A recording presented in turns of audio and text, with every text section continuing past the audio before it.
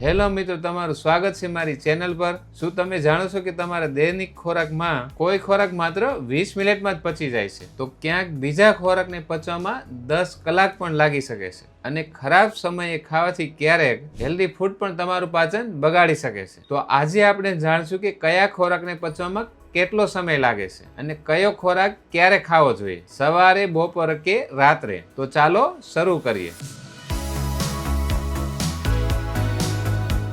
ખોરાક પચાવવામાં કેટલો સમય લાગે છે? ફળ પચાવવામાં સૌથી ઝડપી હોય છે, લગભગ 20 મિનિટથી 1 કલાક સુધીમાં પચી જાય છે। ફળ ખાલી પેટે ખાવા શ્રેષ્ઠ છે અને આ ક્યારેય ભોજન પછી નહીં ખાવા। બીજો છે ફ્રૂટ જ્યુસ। ફ્રૂટ જ્યુસ પણ હલકું હોય છે અને શરીરમાં 30 મિનિટમાં પચી જાય છે। આ મોર્નિંગમાં પીવાથી શરીરને ઉર્જા મળે છે। ત્રીજો છે સલાડ। કાચા શાકભાજીનું સલાડ પચવામાં 20 થી 30 મિનિટ લે છે। આને આપણે જમવાનો મેઇન ખોરાક પહેલા ખાવું સારું રહેશે। ચોથો છે સૂપ। હળવું સૂપ 45 મિનિટમાં પચી જાય છે અને આને રાત્રે ખાવું શ્રેષ્ઠ માનવામાં આવે છે। પાંચમો છે દાળ। દાળ પચવામાં 2 થી 3 કલાક લાગે છે। આને બપોરે ખાવું શ્રેષ્ઠ રહેશે। છઠ્ઠું છે અનાજ।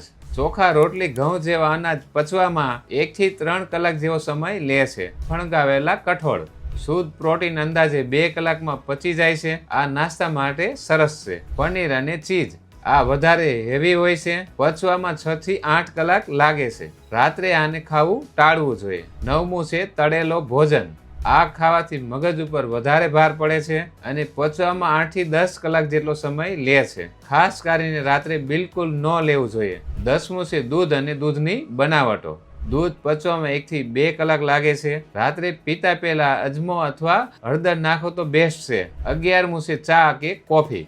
ચા અથવા કોફીને પચાવવામાં 20 થી 45 મિનિટ લાગે છે। ખાલી પેટે ચા અથવા કોફી પીવાથી એસિડિટી અથવા ગેસ જેવી સમસ્યાઓ ઉત્પન્ન થઈ શકે છે। 12મું છે મિક્સ અનાજ, જેમ કે મલ્ટીગ્રેન, ભાખરી વગેરે। હવે આપણે જાણીએ કયો ખોરાક કયા સમયે ખાવો જોઈએ। સવારના સમયમાં 9 વાગ્યા પહેલા ફળ, ફ્રૂટ જ્યુસ, ફણગાવેલા કઠોળ ખાવું સારું રહેશે। બપોરે 12 થી 2 ની વચ્ચે અનાજ, દાળ, પનીર કે તળેલું ભોજન ખાઈ શકો છો। બપોરે શરીરની પાચન શક્તિ બહુ જ મજબૂત હોય છે, તેથી હેવી ખોરાક પણ પચી શકે છે। રાત્રે કે સાંજે સૂપ, સલાડ, દૂધ જેવી વસ્તુ ખાઈ શકો છો, કારણ કે રાત્રે પાચન ધીમું હોય છે, એટલે હળવું ખાવું શ્રેષ્ઠ હોય છે અને પનીર, તળેલું ભોજન કે ભારે ભોજન ટાળવું જોઈએ। આજથી પહેલા ખોરાક તમે ચાખવા ખાતા હશો, પણ આજના પછી તમે ખોરાક સમજીને ખાશો। આપણું પાચન સુધરશે, ઉર્જા વધશે અને તંદુરસ્તી નિભાવશે। તો આવી જ ઉપયોગી માહિતી માટે ચેનલ સાથે